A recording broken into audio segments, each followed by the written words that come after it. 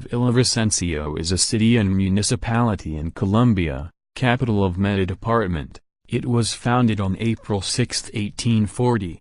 The city has approximately 495,200 inhabitants of urban population in 2016.1. The city is located at 4 degrees 08 and 73 degrees 40 U, 75 kilometers, about 45 meters, southeast of the Colombian capital city of Bogotá, D.C., by the Guadalquivir River. It is the most important commercial center in the Llanos Orientales, Eastern Plains. It has a warm and humid climate, with average temperatures of 28 degrees Celsius and 30 degrees Celsius. 2 It is affectionately called Villa Volabella. Lying in a rural zone of tropical climate, Villavicencio is on the Great Colombian-Venezuelan plain called Los Llanos, which is situated to the east of the Andes Mountains. Villavicencio is also called La Puerta al Llano, or the gateway to the plains, due to its location on the historical path from the Colombian interior to the vast savannas that lie between the Andes Range and the Amazon rainforest. Villavicencio's proximity to huge mountains and Great Plains make the city an example of Colombia's geodiversity.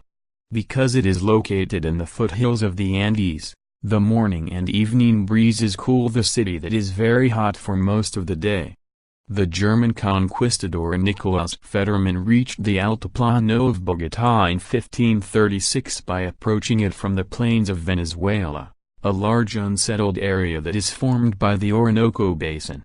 However, this vast area remained unexplored and uncolonized for the next 300 years.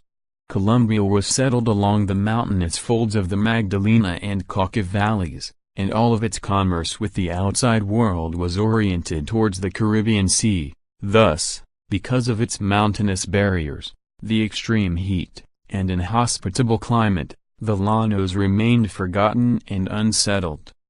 The Llaneros, the inhabitants of the plains, are fierce horsemen who first fought for the Spanish royalists and then for the Venezuelan and Colombian rebels during the War of Independence.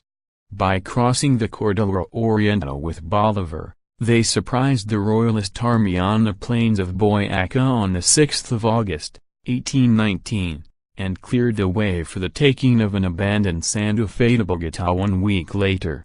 In the 1840s, some farmers from Cauca, a town on the eastern folds of Bogotá, started the modest settlement of Gramalote, which officially became the parish of Villavicencio in 1855.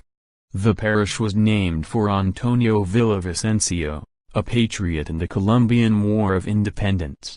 Vaccines, a mule road, and the availability of vast areas of free land, drove new colonizers to continue the settlement of Villavicencio.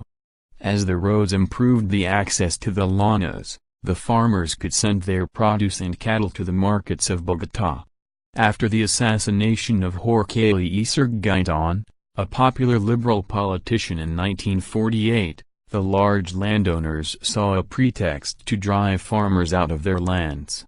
The Llaneros resisted by driving the army out of population centers. The guerrillas never took Villavicencio, but they brought the fighting to the military base of APA. As the fighting between the government and the Llanero guerrillas was out of control, a military coup in June 1953 took Gustavo Rojas Pinilla to power, who immediately negotiated a ceasefire and amnesty for the insurgents. 1948 present since 1948, when a period of violence erupted against countryside farmers. Thousands of people who had been displaced by wealthy landowners with the help of the army and police from their lands in other parts of Colombia moved to Villavicencio seeking a promised land, una tierra de promisión, a refuge from socialist and right-wing groups, and even the army and police.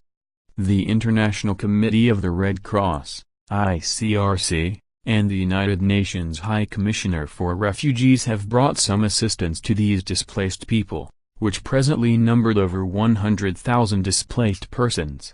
Bands of displaced and homeless people roam through the city looking for subsistence.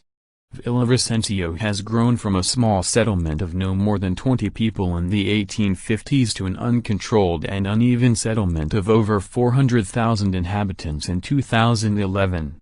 A new road of bridges and tunnels has shortened the driving time to Bogotá from 6 or 4 hours, depending on the season of the year, to 1.5 hours to move the oil, cattle, and agricultural products faster.